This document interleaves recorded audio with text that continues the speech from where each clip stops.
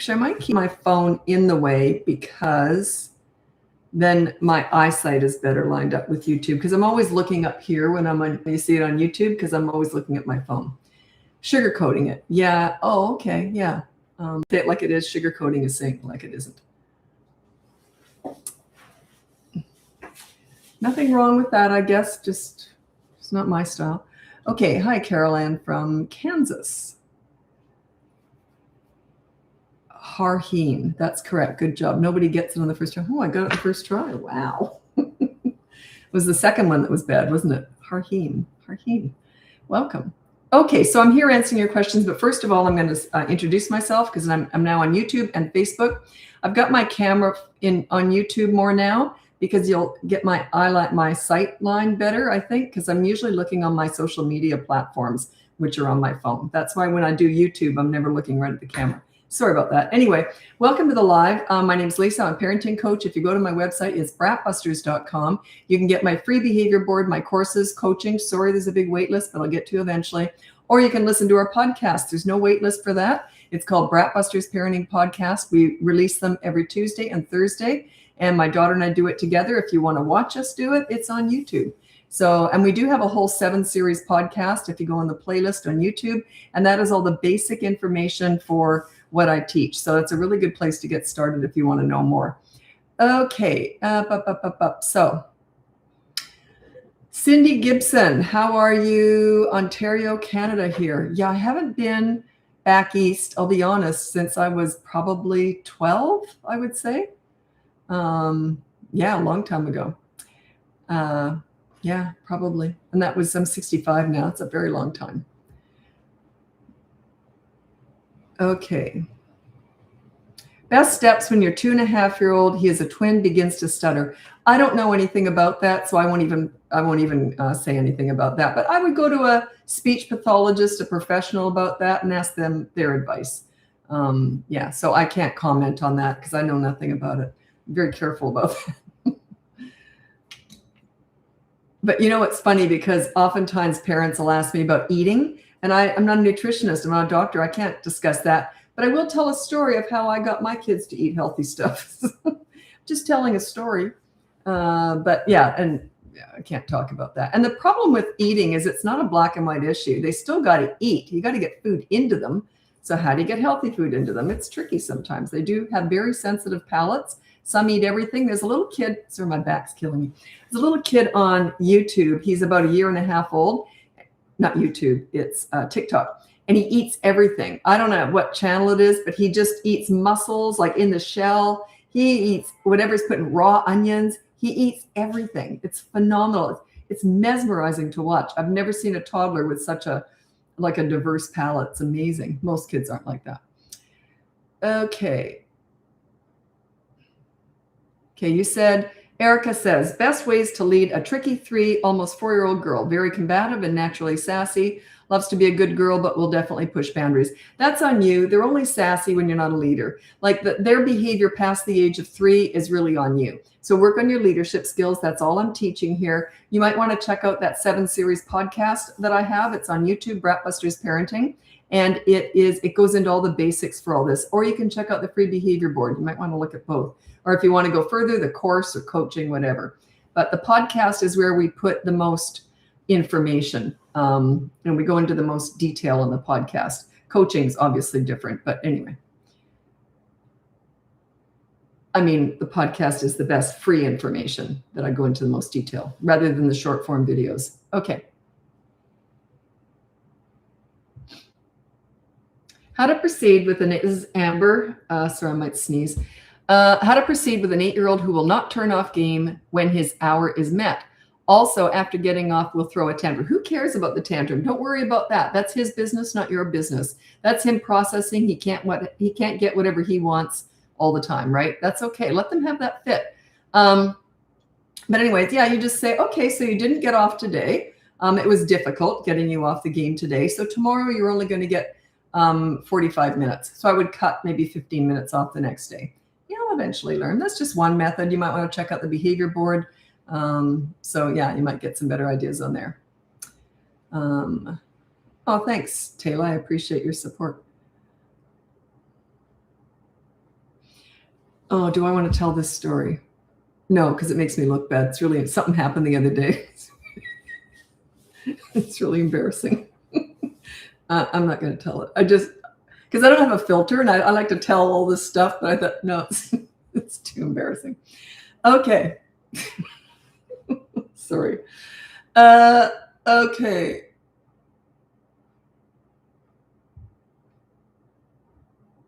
Someone said, please, must answer. Answer what? What's your question? I don't see your question. Okay. Someone else asked, this is on YouTube. Someone else asked, how do you handle in-laws with your children? My mother-in-law judges my parenting and says I'm too rich. Oh, geez. Okay. I almost said what I was thinking. Yeah, none of her business. They're your kids, right? I got a grandchild. None of my business how they raise their kid. They're doing a great job, but even if they weren't, unless they were hurting the child, I'd shut up. None of your business. I would say to her, listen, it hurts my feelings when you undermine or criticize my parenting. Enough said. If she doesn't respect that, good luck to you. You can't change people. Okay. She is who she is. She thinks she knows best.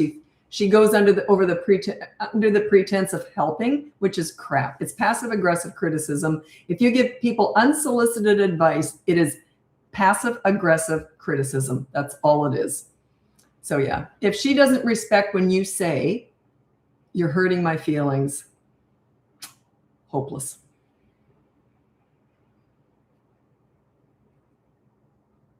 I couldn't imagine doing that to my son and his wife. I couldn't imagine doing that, criticizing their parenting. What a nasty thing to do.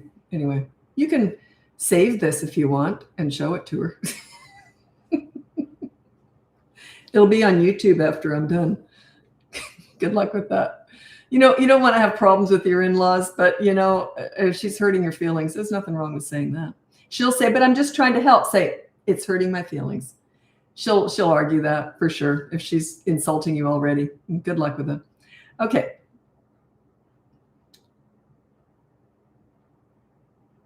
But to grandparents out there, none of your business how your kids and their spouses are raising their kids. None of your business, not your kid. None of your business. You're there to care for and love your grandchild and support their parents. That is your job as a grandparent. That's your job. Okay. The only thing I ever blame my daughter-in-law for, I've already told her this, is if I put my granddaughter in a terrible outfit because I couldn't see the colors and she turns out, I guess I'm kind of colorblind, and in the sunlight I'll see she's mismatched. I'll say, oh, her mom picked out that outfit. No one believes me, but yeah, it's the only time I ever criticize. I told her I said that. Yes, she laughed.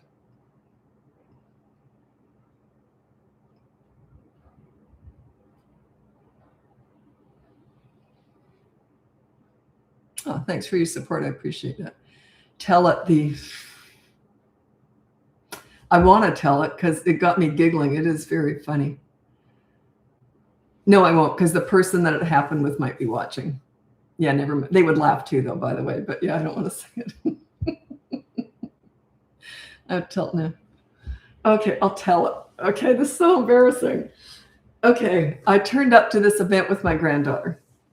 And someone was looking at me and like really staring intently at me. So I was just about to say, because I get recognized pretty much every time I go out, right? For the business. So I was just about to say, yes, it's okay, not quite this cocky, but I was about to say, yes, it's me. Yes. You may take pictures if you want, because some people do. So I'm exaggerating, but I was just about to say that. Then I realized it was someone I knew. They weren't a follower at all. It was just someone I knew. How embarrassing had I said that? Anyway, so yeah, I got the giggles. They didn't know why I was laughing. Oh, good. It says his video stuck. It might have frozen on YouTube. Anyway, so that was my embarrassing story. I never actually followed through, but I've told everyone after that how, yes, it's me. Cocky. That's not what I'm like, but it was a funny story. Anyway, yeah, would have been embarrassing, but they would have laughed anyway because they kind of know I'm crazy. I'm proud of it. Okay.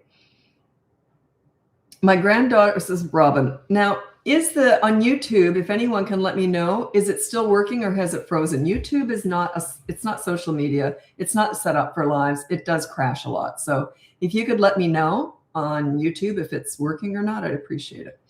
Okay, this is Robin May. My granddaughter has ADHD. Oh, it is working. Okay, great. And throws a fit when she doesn't want to do something. She says, shut up and we'll call you stupid. I don't know how old she is, so I can't answer that. But yeah, if let's say she's 4, okay? I would put on the behavior board, no name calling or bad words. And if she does, then I would just have a consequence. Just follow through with the behavior board.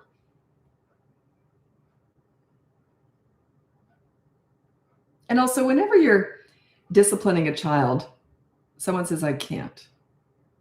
Oh, the laughter, yeah, how embarrassing. I've done some really embarrassing things. That one, I can't believe I didn't follow through with that either. That I was so close to saying, yes, it's me. They would have gone, what? Like, oh my God. Anyway, what was I just saying? I was just on a bender about something here. Oh yeah. Whenever you're disciplining a child, watch your tone, watch your facial expressions, your body language. Like when I'm disciplining, this is what I look like and this is how I sound. I'd say, I'll tell you what, I didn't like what you did. So here's what we're going to do.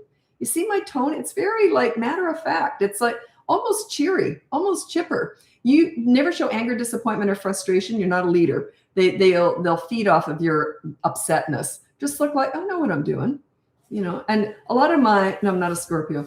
A lot of one of my kids is, but I don't know anything about signs, so I don't know which one. I think they're Scorpio.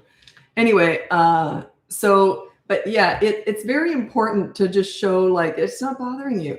I know what I'm doing. But a lot of my clients have said they use this term because I use it a lot. I say, I'll tell you what we're going to do. And they say, boy, that works because it's so final, but it's so friendly. So I'll tell you what we're going to do here. So you see how I'm talking? And it's almost like a whisper when I'm disciplining. Yeah, just stay calm. Just stay calm. No. Pretend to be calm if you're not already. It's hard work. It's practice. It's anything worthwhile. It's hard work, right? So I guess when it keeps escalating as you ignore it, yeah. You know why? They're going to keep getting worse and worse and worse. If you're not feeding into that, they're going to keep getting worse because they were able to pull you in before. When they come up against a leader, they tend to give up very quickly. Because they realize, but I don't have history with kids, right? So when I first meet them, it's like that 8-year-old little boy I was asked to work with. I'd heard about him. He was a handful. And as soon as I met him, he says, if you don't give me what I want, I'm going to have a fit. And I said to him, bring it on. And he didn't have a fit. It was almost like he went like this. Oh, finally a leader. Like he was great with me. Yeah. You're feeding a lot of it without realizing it. Also, don't discuss their bad behavior. Just say, that was bad. Here's your consequence. Now, do you want to go to the park? I mean, let it go. Discussing bad behavior is a huge mistake. You deal with it. Move on. Let it go.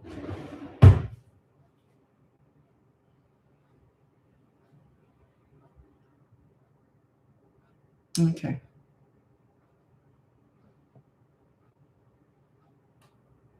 This is Zoe. Should I let my 2-year-old throw his tantrum in public if he won't let me pick him up and turns into a noodle? Yeah, they do that, the wet noodle. Grandma threw a fit when I let him lay on the floor in public. I said, as long as he's not interfering with surroundings. Yeah, that's what I do. I'm just filing my nails, waiting.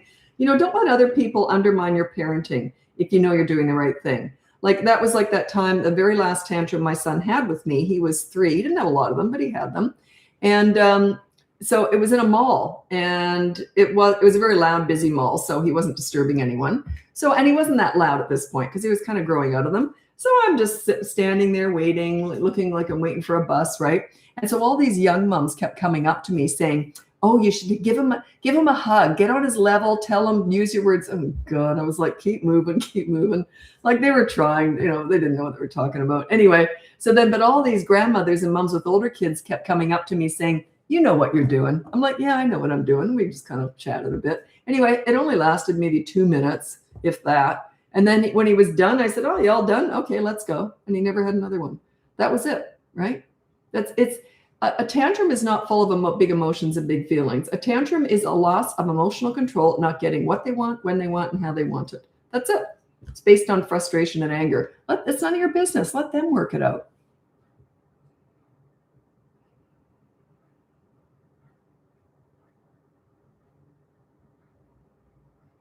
Oh, so you got a 2-year-old banging their heads on the ground when they're upset? Yeah, you just have to physically restrain them if they're hurting themselves, hurting someone else, or damaging property. You just hold on to them, but you don't look at them or talk to them.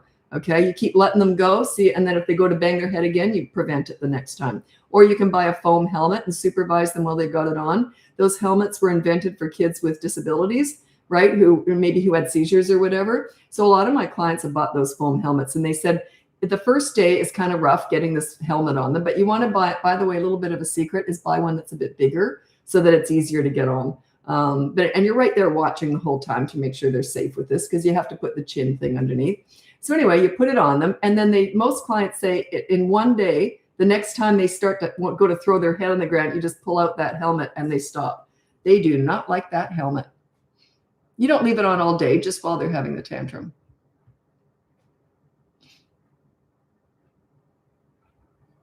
Good for you for supporting parents when the grandees judge. Yeah, they're not your kids. Shut up. It drives me nuts when these grandparents are interfering all the time. If they're harming their children, that's different. But if they're just not parenting the way you think they should, just shut up. Drives me nuts. Do you know how many clients I get who are crying over their parents and in-laws, what they're saying to them? It just drives me nuts. I'm a grandmother. I would never do that to my kid and his wife. Why would I do that? Why would I want to hurt them? That's what you're doing. You're hurting your kids. But I didn't mean it. Yeah, you did. Admit it. Come on. Any unsolicited advice is passive-aggressive criticism. Do you believe in spankings? No, not necessary. When you're a leader, it's not necessary. Lots of parents are going to spank and yell because they get frustrated. But there's a better way. Just check out my behavior board. It's free on my website, BratBusters.com. The behavior board starts at 3, but it also has a toddler section. It's a little mini course. It's completely free on my website, BratBusters.com. There's a better way. That's all.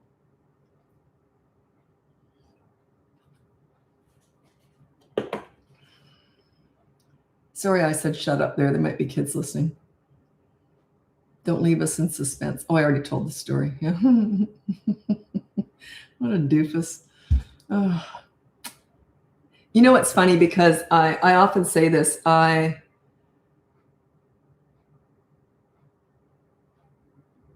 Can you undo a bad behavior? I purchased your program. I was hoping for one-on-one, but I think you're busy. So you bought the course because you couldn't get into coaching. Yeah, a lot of people do that. But I don't quite know your question there. Can you undo a bad behavior? Can't undo it, but you can stop it from happening in the future. Usually that's what we're going for here. I was going to say something else. What was it? I can't remember now. Also, one thing that's really important, one of the reasons why you never discuss bad behavior is you want your kids to feel good about themselves. If you're discussing their bad behavior, you're cementing it. It's just where you put your focus, where you put your energy is what grows, becomes their identity. Okay, you deal with bad behavior. Yeah, that was bad. Yeah, here's your consequence. Now, do you want to go play? Big deal. Let it go. You make mistakes too. You're not perfect either, right? There's no shame in making mistakes. There's just shame in not having a consequence for it, not following through with the consequence as they get older. Anyway, but yeah, when you feel good, you do good. As an adult too. When you feel good, you do good. Also, when you feel bad, you do bad. Okay? There's this saying, hurt people hurt people. If you're hurting, you tend to hurt other people. It's kind of along the same lines. Whatever we're feeling, we tend to put out there. So yeah, that's why you want your kids to feel good. If they feel good, they do good. Oh, you're asking me, how do you change your in-laws? I don't know. They're adults. You can't change other people. You can just set boundaries. And you can have some gentle requests, but if they don't want to do it, you can't change your in-laws. Taking an 11-month-old, this is Tara, on an airplane for the first time. Tips, please. Yeah, I traveled with kids from Australia to Canada and back and forth because we lived in Australia for about 20 years. And I have no tips. Spoil them rotten, give them whatever they want. There is no way I would put a plane full of people through crying or tantrums. if I could prevent it. Give them whatever they want. There are no rules. You spoil them rotten. If they point at something, give it to them. And also don't hang them over the top of the seat to chat with the people behind. They may be friendly at first, but then usually they're thinking, can you stop doing that with your kid? They're drooling into their tray and everything. Don't do that. I think it's really rude. So don't have your kids talking to the person behind, because the kids will want to keep doing it and doing it and doing it. And the people behind might try and sleep. They might be trying to eat or work or whatever. And yeah, I think that's rude. So, but yeah, give them whatever they want. I always traveled with a really bulked up goodie bag full of fun stuff that they've never seen before.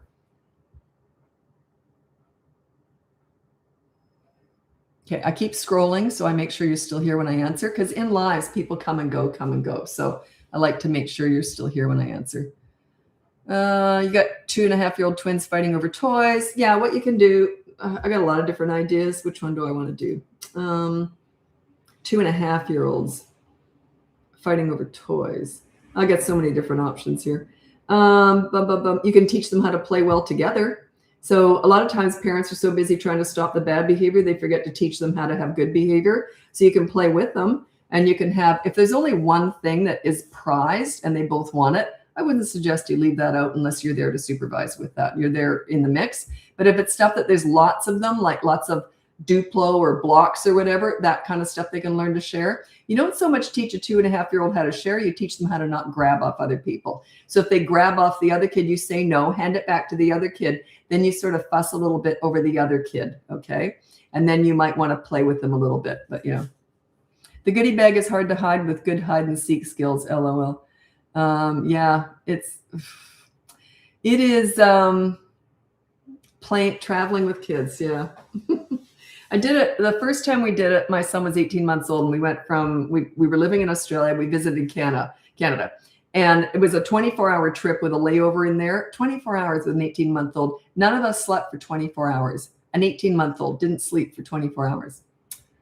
Yeah, but he didn't cry. He didn't tantrum. When we got there, we all crashed hard. But when we got to Canada, they all said, geez, he's wide awake. I'm not sure he was conscious. His eyes were this big. But I'm not sure he was really conscious. Anyway, it was something else. Okay. Excited for the podcast tomorrow. I never know what's coming out. My daughter's in charge of all that. This was funny, though. Just to show, to show you how you're not supposed to show anger, frustration, or disappointment, right? So my daughter and I were arguing. Of course, every time we do anything with technology on my computer, she gets angry with me because I'm always pushing buttons. But what about this? And she goes, Mom, go stand in the corner. She's always putting me in timeout. You know, I hate timeout. Anyway, so I'm always in trouble. So I said, sweetie, why are you always so angry with me? And we're just about to film another podcast. We usually do a couple of them. And I said, what? And she's always sitting right there. And I said, why are you so angry with me whenever we do technology? You know, I'm so patient and loving. And here's what I looked like and sounded like in my head. But sweetheart, I'm so patient and loving with you. And so anyway, so she's kind of just staring at me. So I said that, and I looked at myself, and I could see myself on the screen. This is what I looked like. I was mad. So yeah, I was showing my anger, frustration, and disappointment. But she's 31. I'm allowed to. When they were kids, I was better at it. My poker face, I had none at that moment. And then we just burst out laughing because I said, oh, I guess I don't look so sweet and lovely. Yeah. That's the only time we ever argue is, well, we don't even really argue, but she gets really annoyed with me. I'm a button pusher. What about this? What? Quit clicking the mouse, Mom. You wrecked everything I just did. Did I? So yeah.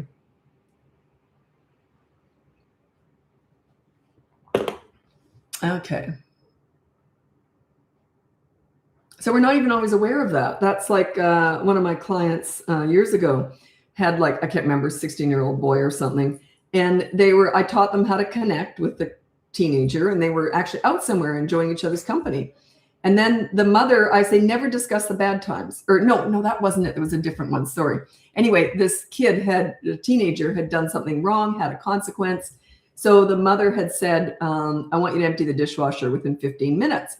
And then she goes, and he gave me the finger and left the room. And I said, well, what did you do? And she says, nothing. I was sweet. And just like you told me, I was calm as anything. I said, okay, show me. So she goes like this. And she's showing me what she said. She goes, Well, I'm going to give you 15 minutes to empty the dishwasher.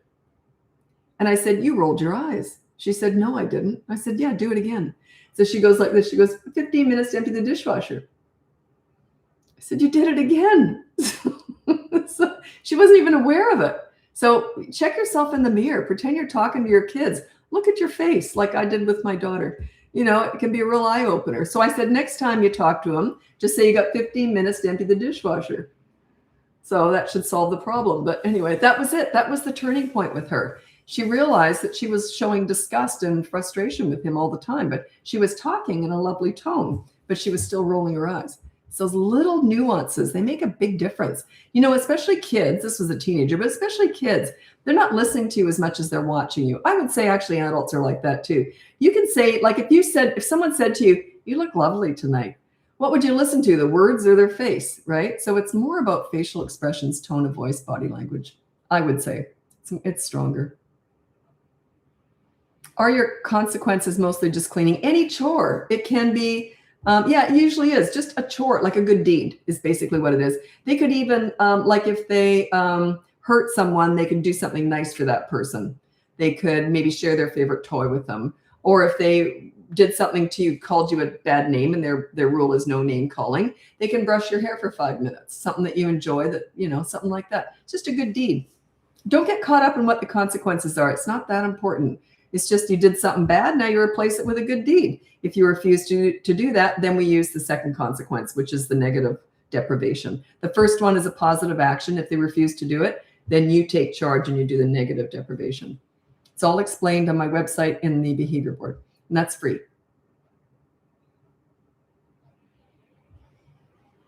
Whoops, sorry.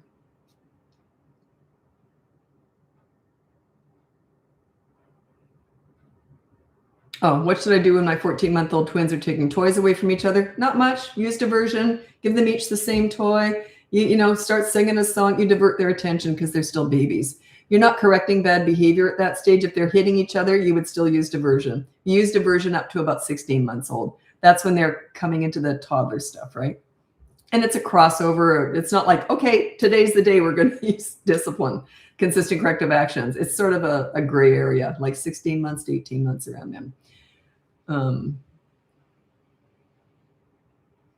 Yeah, I don't get to all the questions. I've got, like, I'm on Facebook at the same time, and YouTube. It's not a social media, but it is my smallest platform. Like, I got a couple million followers, and they're all on social media, almost all of them. So I get a lot of questions here. So that's why I tend to feed off those, because I get so many questions scrolling. But I do go over to YouTube, but I don't answer all the questions anywhere because I get too many of them. I go back and forth. Do you have any ideas to deter our 4-year-old from saying, I hate you? Set yourself up as a leader. They don't talk like that to a leader. It's a tell. It means they don't respect you, that you're not a leader yet. Work on your leadership skills, and they don't talk like that. They just don't. It would be embarrassing. You ever had anyone that you look up to that makes you feel really good about yourself? How do you treat that person? That's what I'm teaching you. That's what leadership is. Leadership isn't a dictatorship where it's my way or the highway at all. I hate that stuff. It's more just like a mentorship or a really good coach, a fun coach. You want to be fun too. The leader is the one they'll tell everything to, and they're often the ones who play the hardest with the kids. So yeah, you want to be that leader. It's a kind of a prized role. Okay, I'm going to move over to Instagram now if you want to join me over there. If not, check out my website. It's BratBusters.com. You can get my free behavior board. You can look into my boot camp courses. I have one for toddlers, one for older kids, or you can look into coaching and get on the wait list if you want to work with me one-on-one. It is a big wait list, but I'll get to it eventually. Yeah, I've had some complaints about that recently. There's not much I can do. I keep increasing the prices, trying to slow down the wait list, and it speeds it up. So I'm not increasing the prices right now. I'm just going to try and get to the wait list when I can. Maybe in a month or two. I'm not sure. Anyway, because people drop out too, because they go on to someone else waiting. So anyway, but yeah, I'm doing the best I can with that. And also the podcast, no wait list for that. It's completely free. It's called BratBusters Parenting Podcast. It's on all the platforms. And if you want to watch us do it, my daughter and I work together, you can see it on YouTube. And what she does all the planning and marketing for the business. I never know what we're going to be talking about. It's all up to her. But she takes your questions, and that's what we're answering. We're feeding off your questions that you submit for the podcast. So anyway, thanks so much for joining me. I'm hopping over to Instagram, and I'm on YouTube the whole time, which is where I save all my lives. Happy parenting.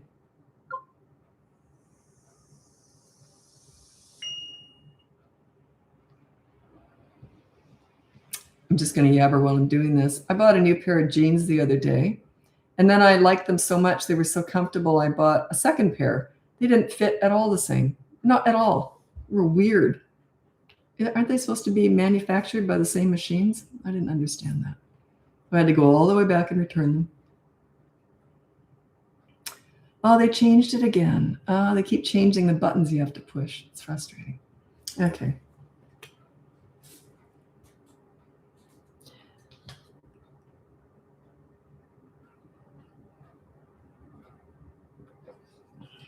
Teenage stuff. Yeah, I'm going to read as soon as I get going on here. I'll read out my top 5 tips for parenting teenagers.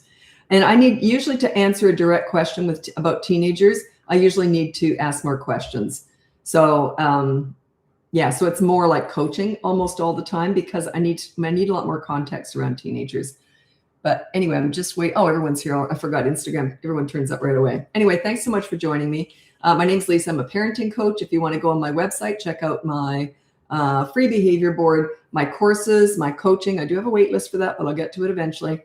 And also our podcast, BratBusters Parenting Podcast. It's on all the platforms, and we save it on YouTube if you want to watch us film it. Also, we have our 7 series podcast on the playlists on YouTube, and that's all of our basic information. We did 7 podcasts in 7 days last year. It's all the basic information because we don't have a book yet. We keep saying we're going to get the book done, but we're just too busy right now. So we'll get to that eventually. Anyway, someone asked about teenagers, and I'm going to read out my top 5 tips for parenting teenagers. They're my favorite age, by the way. I started my business doing teen crisis work about 20 years ago. And yeah, I find teenagers fascinating because they're so smart and developed, and I think they're great. Anyway, number 1, listen to understand and show empathy. You don't listen to gather information to lecture with, or they will shut you out. If they want your advice, they'll ask for it. They already know it anyway, okay? Number 2, negotiate as much as possible with teenagers. It goes something like this. Hey, I want your dirty clothes in the hamper from now on. What do you want from me? Reciprocity, right? Number 3, don't sweat the small stuff with teenagers. If they do something stupid and it's not a big deal, just say, well, that was stupid. Do you want to hear what I did when I was your age? Or do you want to hear what I did yesterday? And laugh it off. They're okay to make mistakes. There's nothing wrong with that. There's no shame in making mistakes, okay? There's only shame in not making up for them with consequences and learning from them, okay? But even then, don't shame your kids. There's no point. Number 4, don't leverage the good times to discuss the bad times. A lot of parents, especially with teenagers, want to discuss the hell they've put them through over the last 2 years.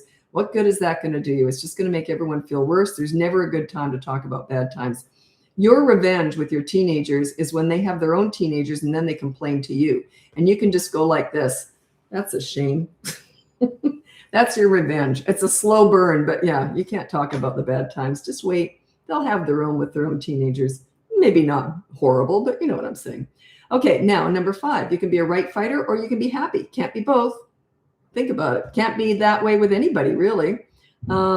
Yeah, right fighters and teenagers will die on any hill. What I mean by that is even if they know they're wrong, they'll still fight with you. But they can't fight with someone who isn't fighting back. So yeah, just say, you know what, let's just talk about it later, or let's just forget it. So there's no point fighting. No point. Oh, you asked about potty training. I don't give tips on that because you have to buy my courses, unfortunately. It's in both my boot camp courses because it's a whole system. I'm going to show you something funny. Just a sec.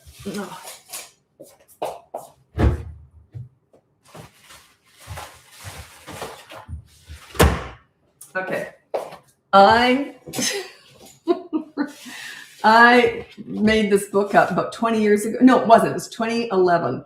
And I made this book up. It's called Potty Party Manual. And I made it up to sell it, but no one bought it. I think a couple people did. I used to do a lot of TV and radio. And I learned when you do a lot of TV and radio, people don't buy anything off you. It's like they say, if you do Oprah or Dr. Phil, that's the dead, you'll never sell a book. Like that for some reason, I don't know what it is. But anyway, I made up this book and I kept it. After all these years. Anyway, I just thought it was funny. So, but potty training is a whole system. I go over all the steps. There's a lot of supplies to buy. So yeah, I can't give tips on it because it would be like giving one dieting tip without giving the whole system away. You know what I'm saying? So yeah. Anyway, that's funny. I just pulled this out yesterday. I'm going to give it to my daughter-in-law because they're going to be training my granddaughter soon. So we'll see if they get any tips out of that.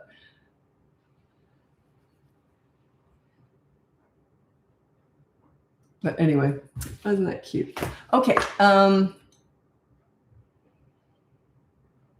What do you do when you have to keep repeating yourself over and over with an 18? Why do you keep repeating yourself? You don't have to do that. You have control over not repeating yourself. Yeah, it's a whole other thing. Like you got an 18 and 16-year-old. They obviously don't respect you, or you're being unreasonable in your requests. I don't know. A lot of parents tend to expect too much from teenagers. I always say lower the bar. They're very self-absorbed. They're very selfish at times, right?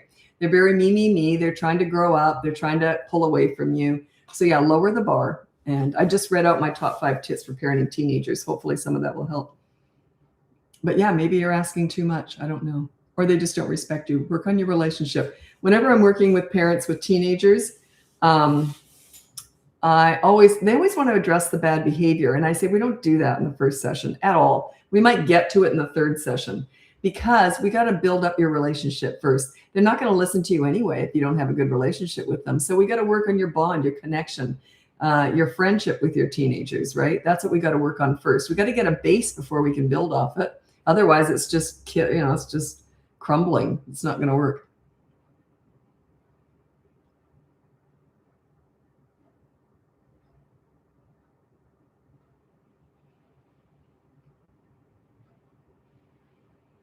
Oh, did your kids find it hard adjusting from Australia to Canada, and did it affect their behaviors?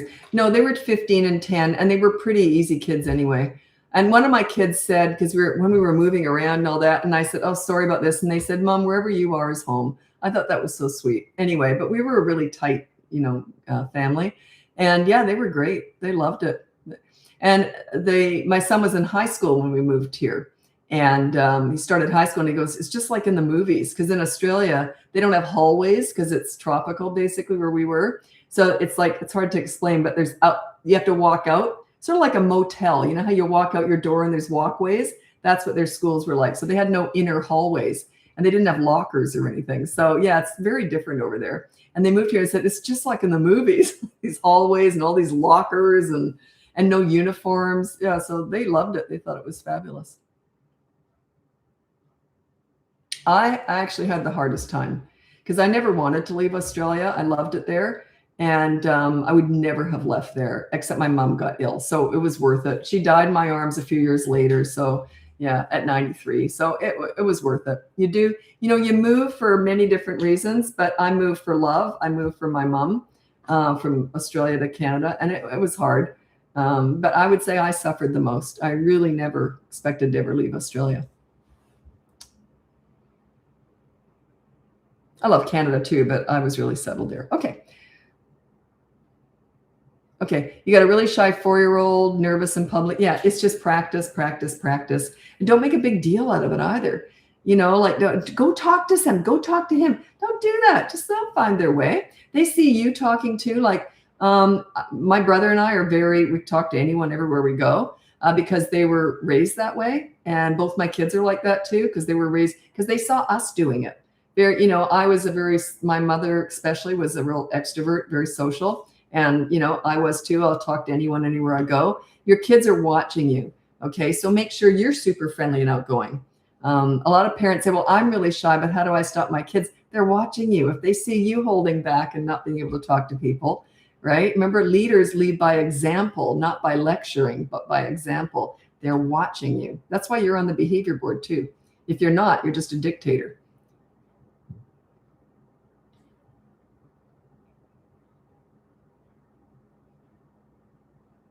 Oh, any tips? It's a good question. I don't know if I have anything for you. This is lucid nighttime. Any tips for, that's cute. Any tips for parents working on their leadership before their kids are old enough, so it's still a baby? Yeah, just start educating yourself. It doesn't really kick in until they're about 1.5 years. That's when you really start. Before that, you're just spoiling them, picking them up when they cry. I remember once someone said to me, oh, you're going to spoil your baby. Every time he cries, you pick him up. And I'm like, what's your point? I don't care. Yeah, that's what I do. Baby cries, I pick him up. So if they're crying for attention, they're going to get it. So that's how I treat babies. It's all about that bonding, the safe feeling, feeling treasured, being close to you, right? So yeah, and then when they're toddlers, they're starting to expand out and they might start testing things. That's when the discipline, you're more teaching them right from wrong and starting to correct it a bit. So when they're about 16 to 18 months.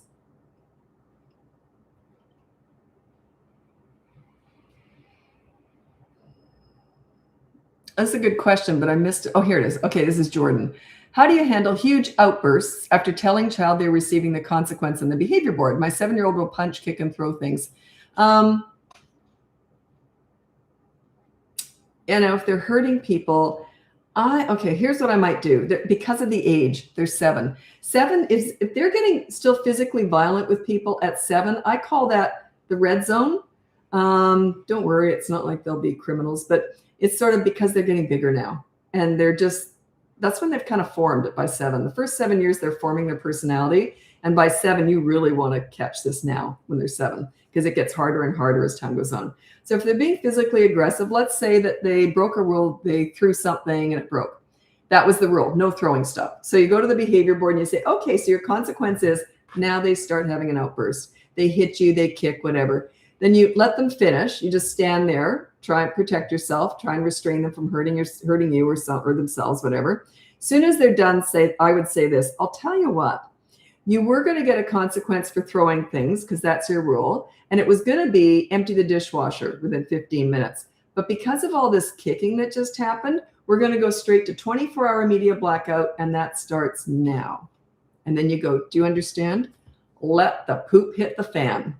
Okay. You just took charge. You're now a leader. But you got to talk like that. See how calm I am? Yeah. And let the poop hit the fan.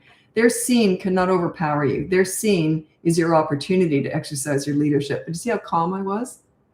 Right? In other words, oh, now you just hit me. We're going to have to up this a little bit now. Yeah, I would. Because of their age. Okay. If they were 3, no, I wouldn't do it. Too little. Okay. Someone said, please answer my question. Let me see here. Oh, that I didn't answer your question because I did the 5 tips on how to parent teenagers. Okay. That was my answer to your question. It's general, but there's a lot in there. Number 1 is listening. Listen to understand and show empathy. You don't listen to gather information to lecture with. And always be willing to give more than you get with teens. A lot of parents expect way too much from their teenagers. They're stretching their wings. They're going to make mistakes just like you did, right? They're going to make mistakes. You gotta just lower the bar. Okay.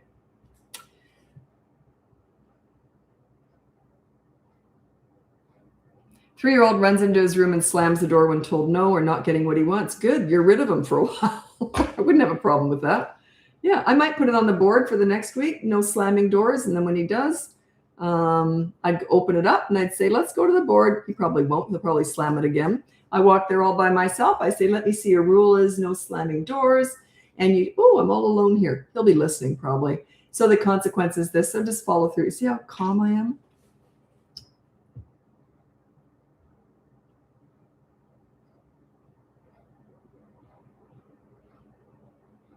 Oh, 17-month-old trying to negotiate already. Ask for more strawberries when I say no. Feel bad not explaining it. Well, you can't explain that, okay?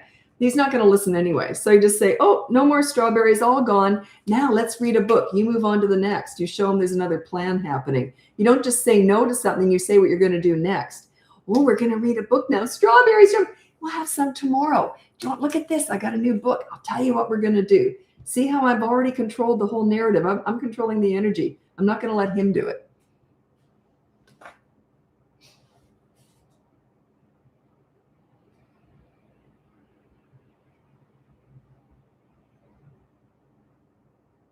Okay, what do you do for moms who are very self-aware but easily triggered? This is, I would say, the biggest challenge in coaching. And I deal with some pretty serious crisis work with teenagers especially. So but that I know how to handle. This I don't. Your emotions are your responsibility. And I don't mean that in a rude way. I mean, I can't really help you with them. That is up to you. I can tell you how to act, but it's up to you to do it. Like, I can't help you with that. And that's something that's been the biggest frustration in my business. I've talked to a lot of my clients are psychologists, child psychologists even.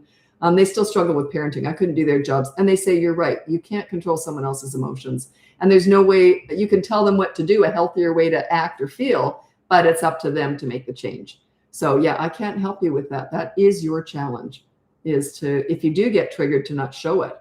You can fake it till you make it potentially, but yeah, you're going to feel it for a while. You're basically, whenever I'm teaching leadership, we're changing your personality here, a big aspect of your personality. I'm lucky. I've never really had much of a temper, but I think that that's because I was never yelled at. I've never yelled at my kids. I think it's just something that is not a normal thing for me because I didn't grow up with it. My parents were very, they're always good listeners, and but yeah, I didn't grow up with that. So I think it's helped me regulate myself because I saw it with my parents so much, right?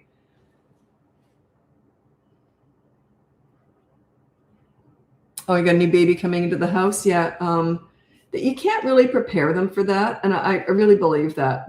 How can you possibly prepare them for what's going to happen? You can tell them, you can try and show them, you can get them a little doll, and you can make them part of everything. Like you can help them. They can change their doll's diapers while you're changing the baby, make them involved, talk. And this is a 4-year-old. I would talk up, oh, she loves you. Talk about how the baby loves you, loves that child. Set them up as the hero, because you got a 4-year-old. You can't do that with a 2-year-old. But a 4-year-old, oh, she loves you so much. Wait till she's older. You can show her how to do this. You can show her how to do that. You see? So yeah, but you can't prepare them for it. Were you prepared really for your first child? It's such a big adjustment. Can anyone really prepare you for what's going to happen? No. My son was 5. I don't think we skipped a beat. He didn't seem to have any effect because he was 5. And also our relationship didn't change. And because I wasn't talking to my new daughter, she was like, kind of I always call them potatoes laying on a mattress, but she was just newborn. So I was still chatting to my son all the time. So we chatted all the time. And if I had to go and do something, I would put him on a couch in front of the TV, and I'd say, I got to go hang up the laundry. And I'd put her in his lap, and I trusted him. He was very gentle. I trusted him 100%. I also warned him, if she throws up, don't throw her on the floor. Because sometimes little kids will do that, scares them, right? So, but yeah, I trained him on that. But anyway, yeah, it didn't really make much difference because we were still talking all the time. I think it's harder if you say, I'm going to go feed the baby now. I still was feeding her in front of him. It didn't really change our relationship that much.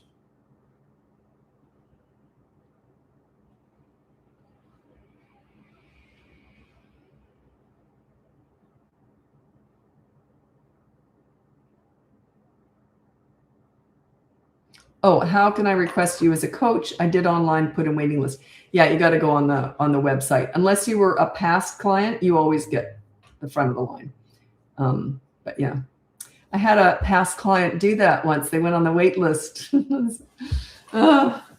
Anyway, I thought they would have. I might not mention it to everybody. Most clients rehire me, and I might forget to mention that. But yeah, if you're a past client, you don't go on that wait list because it might be a few months, right? I'm hoping to get to it in about a month or 2. Luckily, most people either just buy the course or they move on to someone else, and then they often come back again anyway. But yeah, if they have to wait, the longer they wait, the less likely they are to follow through with coaching because they might have hired someone else, right?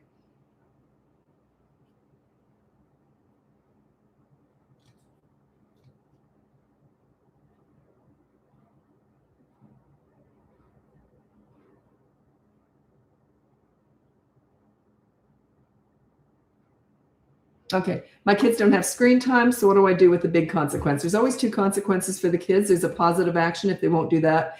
Then you resort to the negative deprivation. So then they're saying they don't have any screens, and that's usually the most common thing is the 24-hour media blackout. There's usually a favorite toy or activity, but don't take away anything like a birthday party or anything like that. But it would be like something that they love to do, or whatever. Maybe they like to bike every single day afterward, after school or something. Although that's healthy. I don't like to take healthy stuff away either. But yeah, you take something that they love to do every single day and you just take it away for 24 hours after that day. Lots of my clients don't have screens, so we have to come up with other stuff. I think it's actually mentioned in the behavior board, which is free on my website. I think I've got some ideas in there. I'm not sure. I've never looked at it, but I think it's in there. I'm not sure. I think so.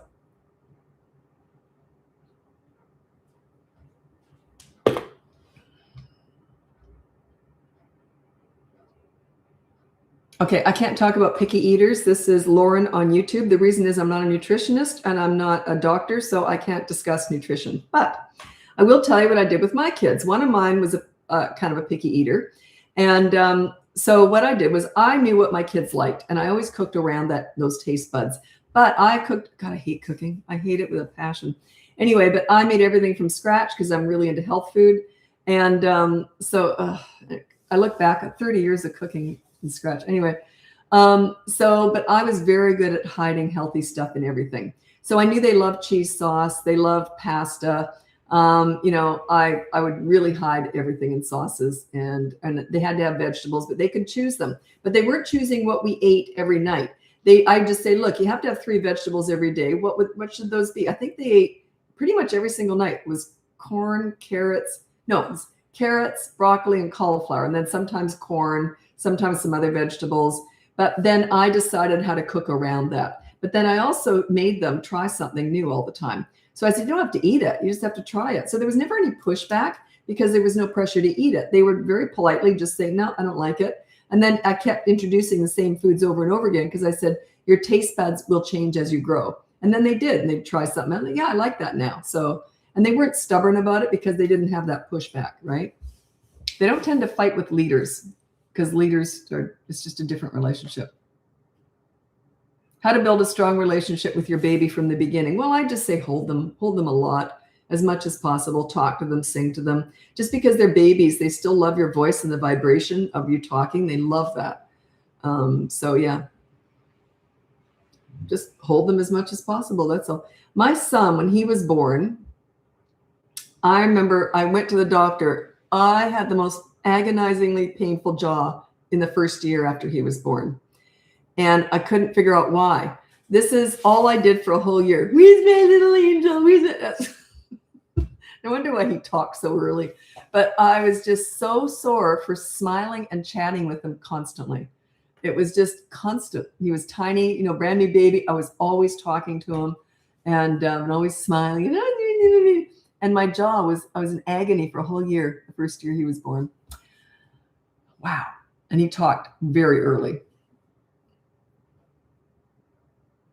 Okay, good question. I get asked this all the time. Jordan, what do you do if your child receives, so they got media blackout for 24 hours, but they keep doing the bad behavior?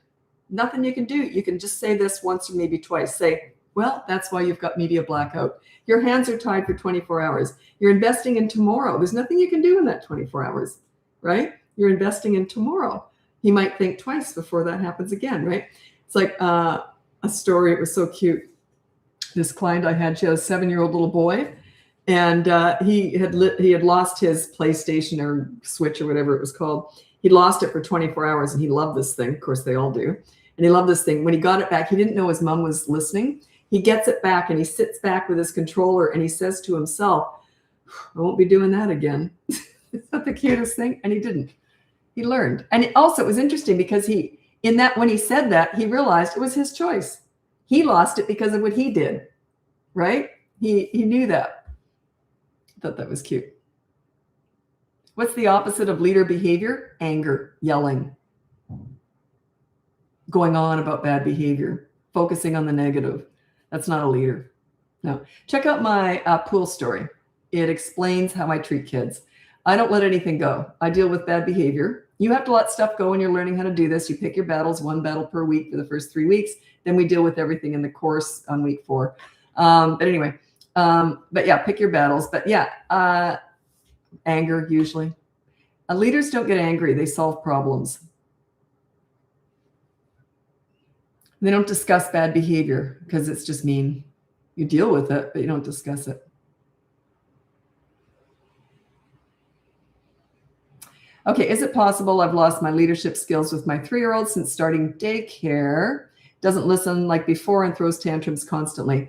I don't know, but if he's just turned 3, that's the fork in the road. If you're a leader, they get easier. If you're not, they get worse. That's when they stop and think, you know what you're doing. I'm just going to go along. Or you don't know what you're doing. I'm going to get worse and I'm going to take over. So it could be that, the fork in the road. They're just finding their power. If you already have that leadership power, they don't tend to do that. So you might want to maybe look at yourself a bit more. I don't know. My 3-year-old starts crying and asking for a cuddle whenever I ignore a tantrum. How do I address this? That's not a love hug they're after. That's a validate my tantrum. Come on, join me in this. They're trying to pull you into it. It's not a love hug, okay? They know that's the one thing that they can probably manipulate you with. That's the one thing they can control, okay? So you've ignored the tantrum, and then I need a hug. I need a hug. When they're still tantruming, I wouldn't address that at all. Then when they're finished, I call it the tantrum hangover, and then they'll sometimes say, I need a hug. I would say, now they're finished with the tantrum, but they're still in the tantrum hangover. They're still in that zone. So that's why you don't coddle that. So I would say to them, you're all right. Pat them on the back and say, do you want to go read a book? So you're friendly, but you're not coddling, okay? As soon as you hug them, you're valid, good tantrum, good tantrum. Yeah, you just don't do that. That's not a love hug. They just know. A lot of parents have a hard time saying no to a hug. It's not a love hug. It's a come on, control. I've got you with this one.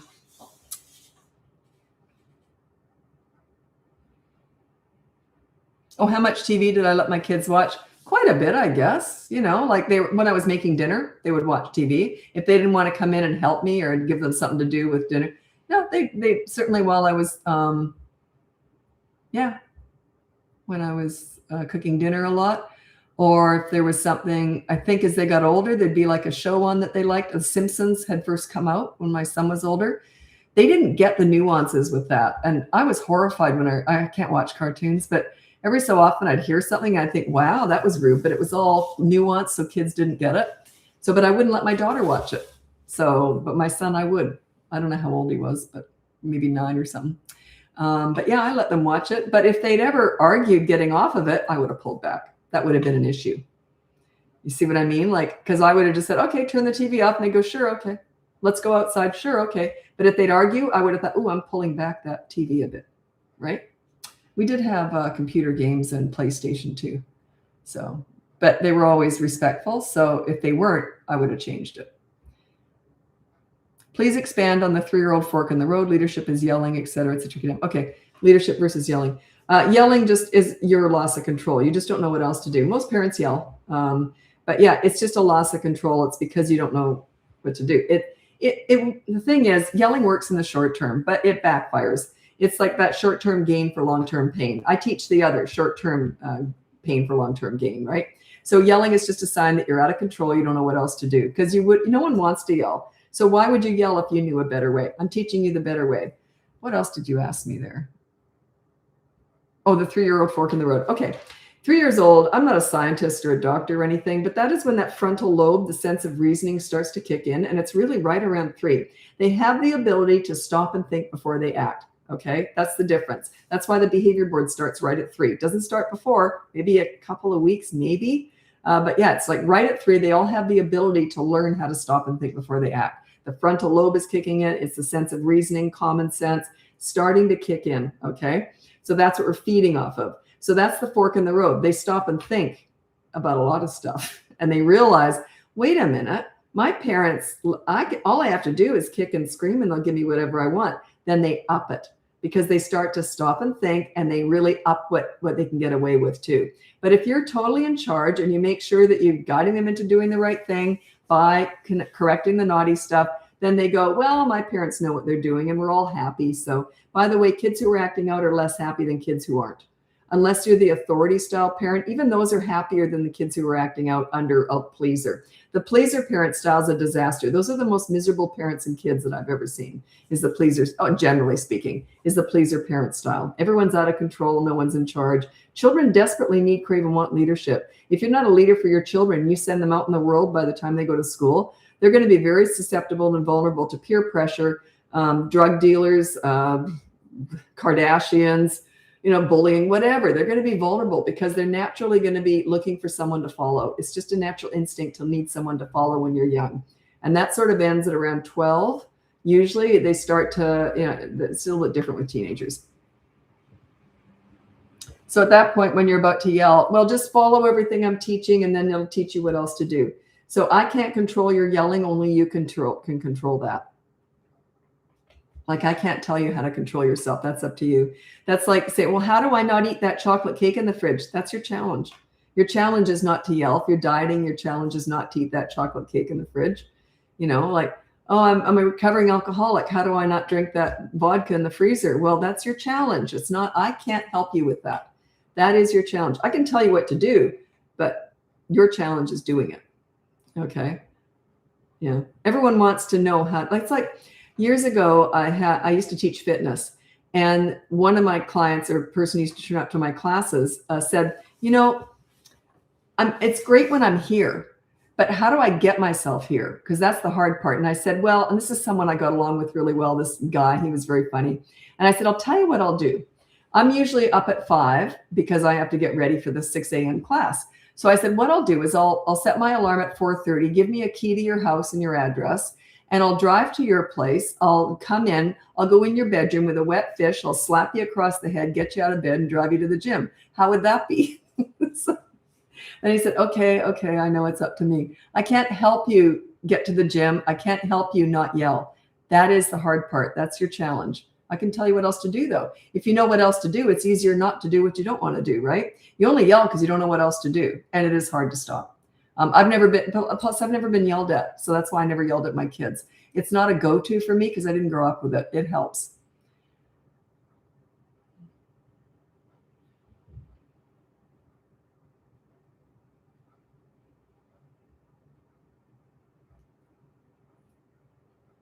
Okay, I think I gotta go. My timer is just about to go off. I'm gonna move over to TikTok now, and I'm on YouTube the whole time, which is where I save all my lives. If you don't want to join me on TikTok, check out my website. It's BratBusters.com. You can get my free behavior board, my courses. I have 2 of them, one for toddlers, one for older kids. You can look into coaching. There's a big wait list that I'll get to eventually. And also the podcast, no wait list for that. It's called BratBusters Parenting Podcast. We release one every Tuesday and Thursday. My daughter manages all that, so I never know what's coming up, but one will be released tomorrow morning. And what else? Oh, yeah, and we save all of our lives on podcasts and lives. They're all on YouTube, and if you want to check that out. So I was going to say something else about that. Nope, never mind. Okay, thanks so much for joining me. I'm hopping over to TikTok now. Happy parenting.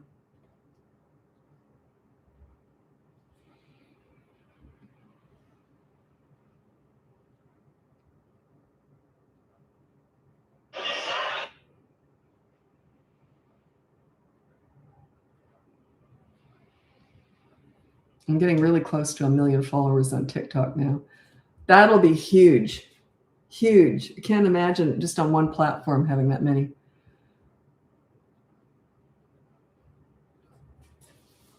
I've been doing this business for about 20 years. I'd say the first 17 was struggling. And then I took off on TikTok overnight 3 years ago. Changed everything. Who knew? I think people are just ready to hear what I'm saying, because for so many years that pleaser parent style had a stronghold because it sounds so lovely, but it's a disaster. Kids don't respect you. It's a disaster. So, but I think people are realizing they're swinging back. The pendulum swung one way and then the other. The old-fashioned authority, no one wanted to be raised that way because that's how they were raised. They swung the other way, and now I think they're leveling off. So anyway, okay. So I'm waiting for a few more people to turn up. I never know what's going on TikTok here. I'm really glad that China still allows TikTok to run in Canada, because they don't pay anyone in Canada. They blacklisted us for some reason. But, some countries don't even have TikTok. I love it. It's dangerous, though. It's very addictive. I've been on it for 3 years, but I didn't start watching it till a year ago. It is addictive. It's like crack. I don't know maybe I should go to some intervention or something to get off it. Yeah, it is addictive because they know what to feed you, and it's quick and easy, right? Okay.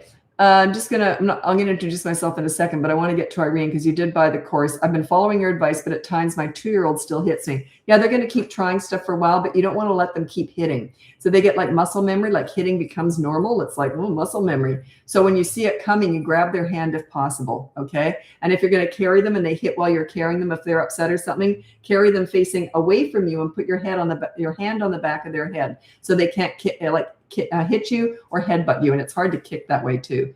So, but yeah, just try and prevent future hits when you see them coming.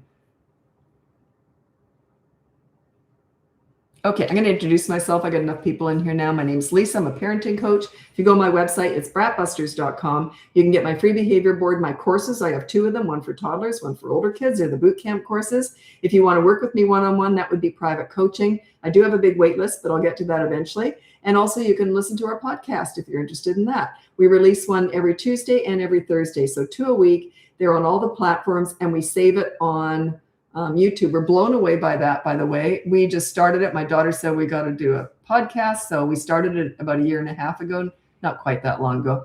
But anyway, our goal was in the first year to hit 10,000 downloads. Evidently, that's a really good, a lofty goal for a brand new podcast because there's millions of them out there. We hit 1 million downloads in the first year. That's why we went to 2 of them per week.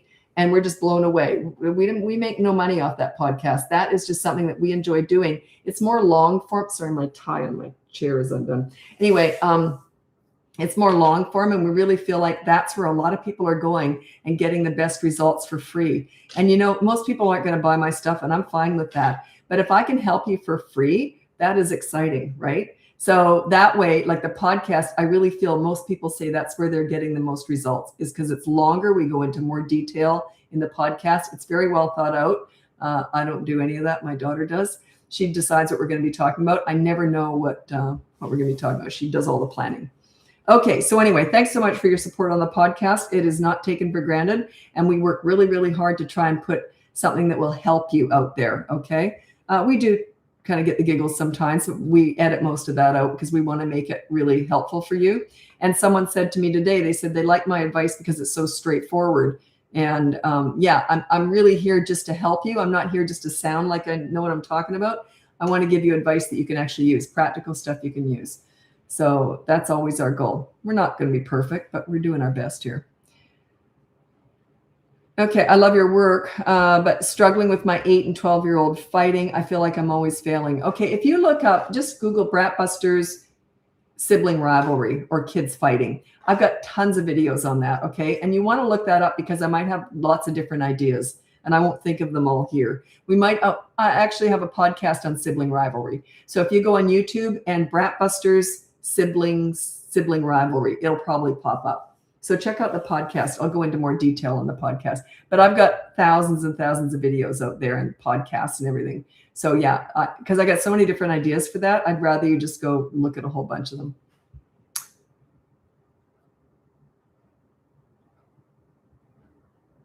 I actually don't listen to podcasts because I find there's a lot of chatting. I tune out. I want to know advice. I want to know, there's a lot of chatting and haven't seen you in ages. Remember we went out for dinner last year?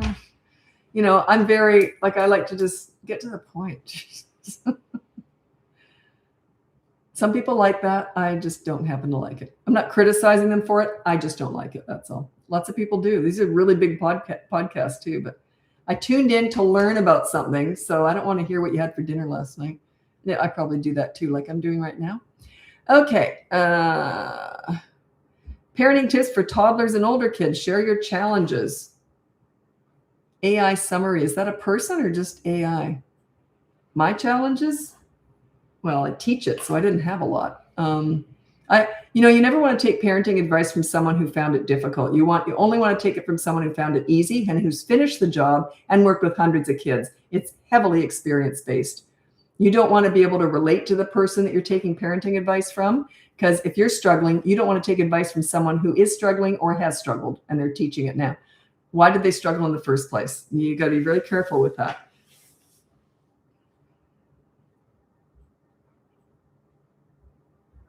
Okay, good question. I don't get asked this a lot. It's a very good question on YouTube here. Thames, K. Okay, even if you practice leadership qualities, it's possible that kids try new things to be stubborn and see if it works, correct? No. My 3-year-old constantly tries new ways, but I try to be my consistent self. Oh, that's true if you practice leadership, but once you're a leader, they don't tend to challenge you because they feel so good about themselves and about you. Why would you ever challenge someone that you look up to, like a really good coach or a teacher or a grandparent that made you feel great about yourself? You don't challenge them, do you? Because you feel so good about yourself and about them. But if you're just learning, yeah, they're going to keep trying stuff. They're going to try and get the old you back. They don't trust that you're a leader yet. Once you're a leader, they just don't challenge you. Why would they?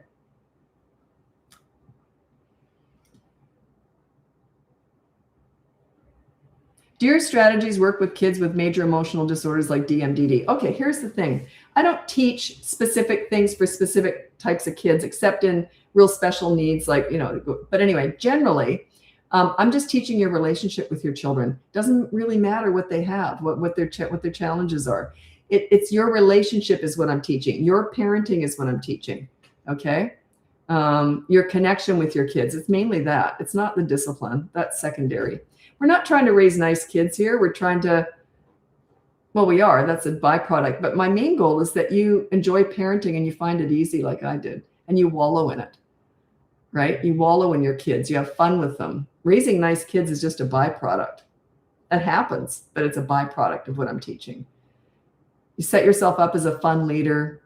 You enjoy your kids. They enjoy you, right? That's my goal. I want you to have fun. I want you to enjoy your kids. Parenting was the most fun I ever had. It was the most joyful time of my life was raising my kids. Oh, I don't teach spanking at all. Spanking and yelling are two things that you're just doing it because you don't know what else to do. I teach you what else to do.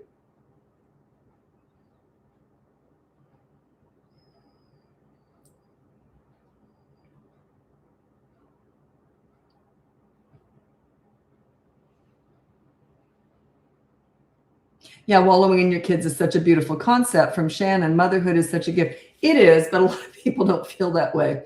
Like if you got kids who are spitting on you, kicking you, saying they hate you, they don't feel like they just got a gift. Okay. So a lot of parents don't feel that way. And that's why I'm here, and I was a leader already before I had kids. So I already knew what I was doing long before I had kids. I started volunteering in daycare centers and babysitting when I was 11 years old. What a weird kid, eh? I was always mothering. So this is what I was meant to do. I struggle with a whole bunch of stuff in life, but kids, I always understood. Okay. I just found them easy. So yeah, but doesn't feel like a gift if you're struggling with your kids. Quite the opposite. I can't repeat this because I didn't ask their permission, but one parent said it very eloquently, how they did not feel like their kids were a gift. It was very funny. They were going through it, but yeah, it doesn't always feel like a gift.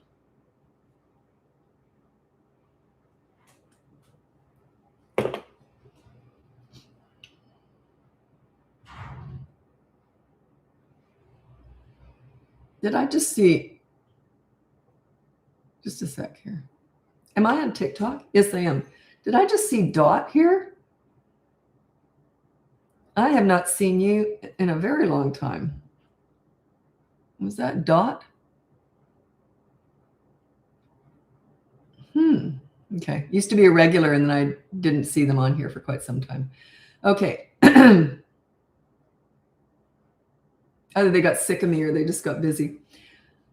Or they had no more struggles with their kids. Everything was going great. So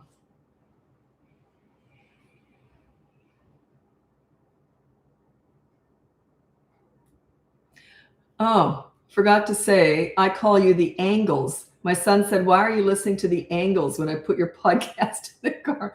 Why am I the Angles? What's that mean? Angles. That's funny. Yeah. Oh, that was a really good point that Thame said here, because if you practice leadership, they're still going to test you. When you're practicing and learning, yes, but then they stop. They just do. Because your relationship is such a great, it's mutual respect too. Believe me, if I did something messed up, my kids were right on me. Mom, you're going to get a consequence for that. So it was mutual understanding.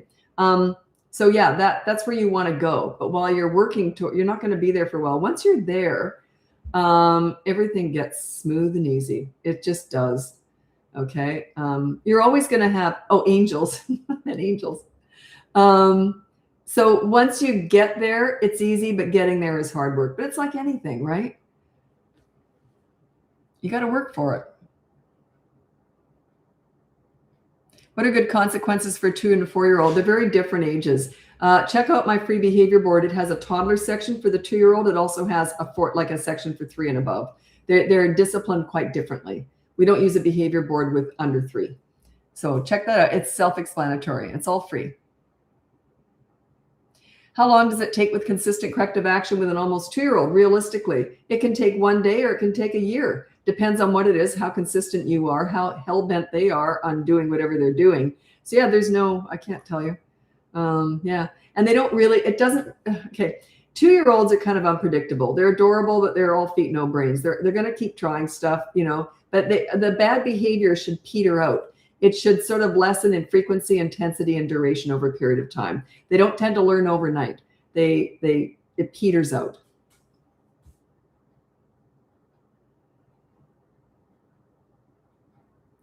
The podcast name is called BratBusters Parenting Podcast. If you go on BratBusters.com, everything's on there.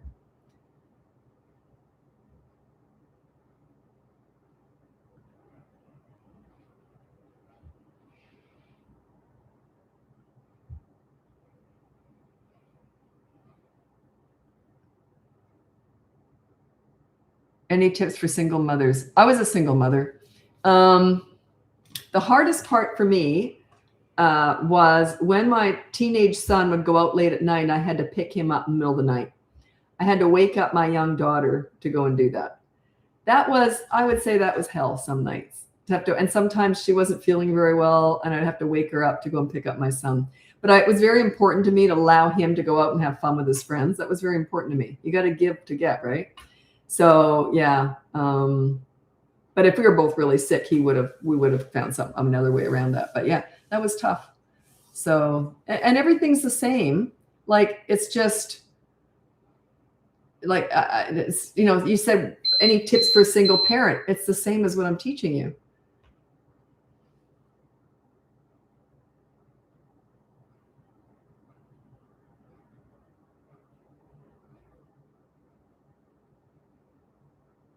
Plus, if you're a leader, I never found the discipline hard or anything because I didn't have to discipline them really because I was a leader. So, but yeah, that was the hardest part. I look back on that and I don't know how I did it. Toddler running away in public places, get a leash.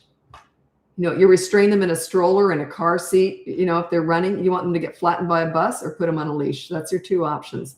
There's no way out. If I had a runner, there's 4 things they're born to do or they're never going to do. One of them is running, one of them is climbing, one of them is tantrums, and one is aggressive behavior. It's in their DNA. They're either going to do it or they're never going to do it. Okay. So yeah, but if they're runners, put them on a leash. Who cares what people think?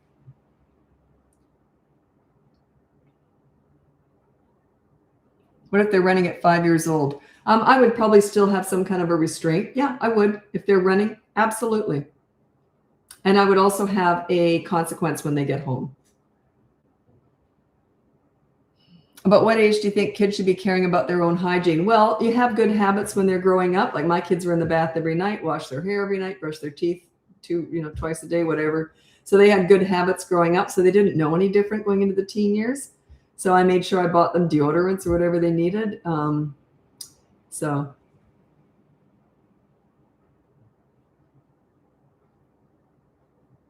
Adopted from family and kid wanting babied. He's for advice. Okay, I'm not quite know, but you mentioned the word adopted. Secrets imply shame. I believe that kids deserve to know as soon as possible that they were adopted. And secrets imply shame. And I was adopted in 1960, and there was a stigma attached to that. But I didn't know that because my mother told me that I was special and chosen. I wasn't just had like all the other kids were. I thought I was better. I thought I was a lot more special because that's the way she sold it to me. And I loved being, I was proud of it. I talked about it all the time. Yeah, I was adopted. Plus, I look so different from my whole family that it's pretty obvious I was adopted. But yeah, I loved it. I love being chosen, special. But I was told, I think I was 2 or 3. I remember when I was told I was adopted, and I thought, wow, how lucky am I? And no one, if you're proud of something, you talk about it all the time. No one ever teases you about it. I remember friends used to say, I wish I was adopted, because I just love being adopted. I remember once someone said to me, and this was an adult, really ignorant, and they said something about, oh, you look very different from your parents. And I said, well, yeah, I'm adopted. And they said, oh, I'm so sorry. And what a moron. I remember that. I just thought, what an idiot.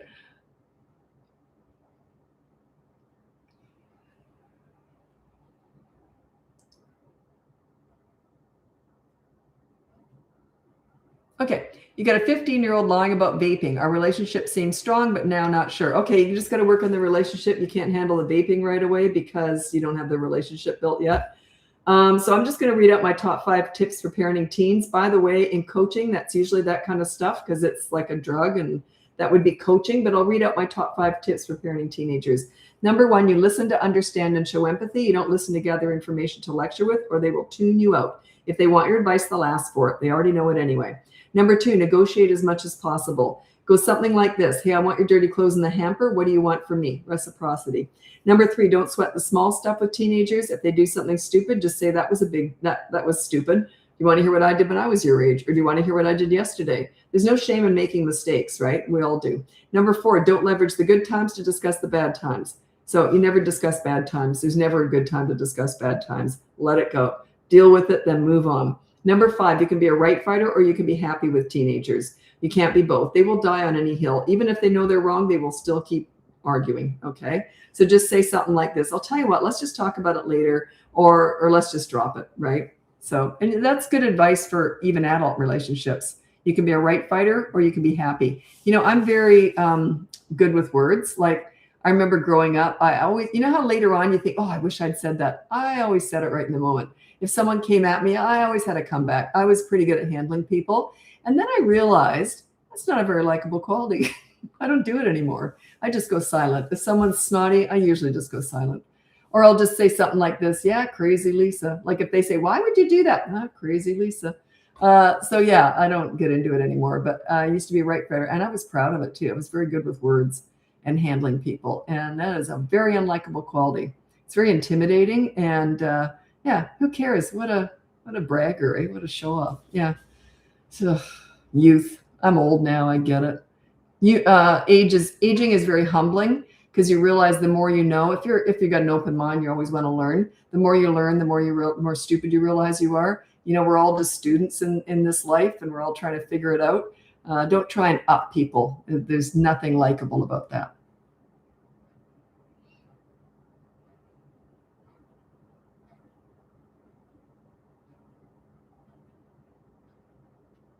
Oh, that goes along with another saying, and I always told my kids stuff like this too.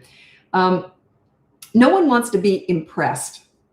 They would rather you're impressed with them. So when you're meeting people now, don't try and impress them. Nobody wants that. It's boring. But they love being enjoyed. So show interest in them. Show, like, laugh at their jokes. Show interest, you know, and laugh with them. Be funny, whatever. They want to have fun, but they don't want to be impressed, you know. Like I bought a car recently, and you know, I looked at some fancy ones, right? And then I ended up buying a very sort of an average car. It's very nice. I love it.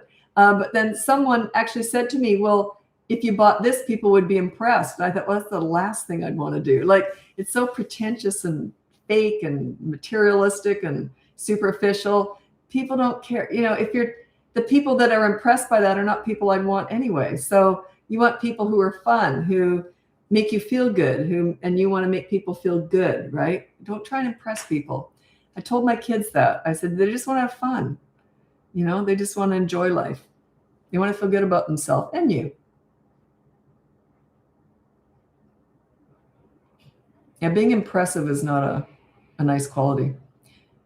Do you coach one-on-one? Yep, private coaching. I've got a big wait list for that. If you're interested, you can get on that. I will get to it eventually. If you don't want to wait for that, there's other coaches out there, I'm sure.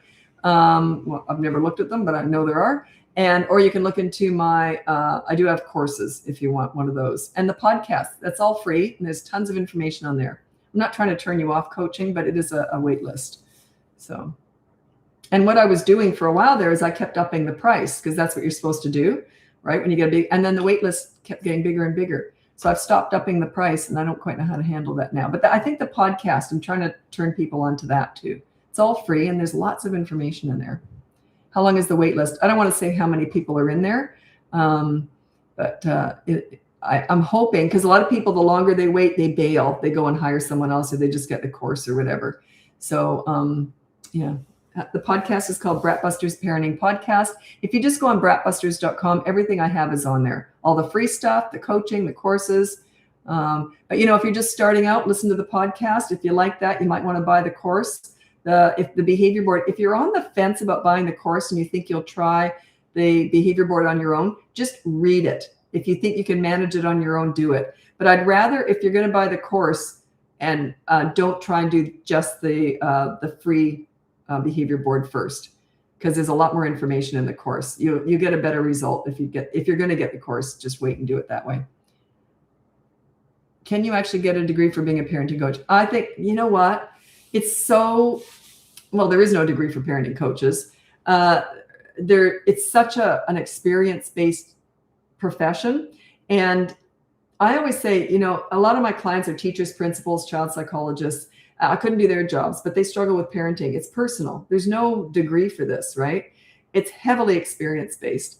Also, I would never take parenting advice from someone who didn't have these 3 criteria. They have to have finished the job. If you haven't lived with teenagers, you shouldn't be teaching parenting, because if you don't know where you're going, how can you teach where you are now? It just doesn't make any sense. They have to have finished the job. Number 2 is that they have to have found it easy and fun.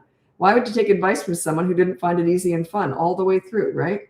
And the third one is they have to have had experience with tons of other kids. I didn't learn much with my own kids. I learned it mostly with all the kids I worked with. But also living with my own teenagers, that's a big learning curve, living with teenagers and seeing them through to adulthood. But yeah, that's the 3 criteria. So if you don't like what I'm saying, look for that in someone else, because it is heavily experience-based. Like I said, a lot of my clients have child development degrees or child psychologists, and they still struggle with parenting. It's personal. I couldn't do their jobs and they struggle with parenting. Business, personal, very different. They're a reflection of you. You're emotionally involved. It's very different. Okay. I'm very happy to say we shut down Joel Mayo. This was a person who was on Facebook, and they were taking money. They were using all my videos, pretending they were me. And my name was Joel Mayo. So people thought that I was Joel Mayo. And we tried to shut them down. It took a whole year. Finally, Facebook got back to us, I think about a month ago, and said we shut down Joel Mayo. I'm sure they'll start up doing something else anyway. But what bothered me about that is, people use my videos all the time. That's fine. But he was taking money, but not delivering anything. So people were searching around on the internet after giving him money, not getting anything for it, because he can't do coaching or anything, So, because he's just, scamming off my videos. And then people were finding me and them saying to me, well, I gave you all that money and you didn't. It wasn't me. It was Joel Mayo. Anyway, he was shut down. There's lots of people out there using my videos and saying they're me. This is the only one. I'm Lisa Bunnage. So just be careful. You can follow my videos anywhere else. I don't care if they're making money off it, but don't not deliver. Don't do coaching. If you're going to use my videos, don't use them to get coaching, because coaching is a whole different level. If you don't have all this experience and you're telling parents one-on-one how to raise their kids, bad. Don't use my videos to sell that. That bothers me. But otherwise, I don't care if they're making money off my videos. That's the internet. That's what happens, right? That's okay. I'm a good sport. Okay. Oops. I got to get going. Anyway, Joel Mayo. I reported him too. The Facebook. Yeah. Joel Mayo.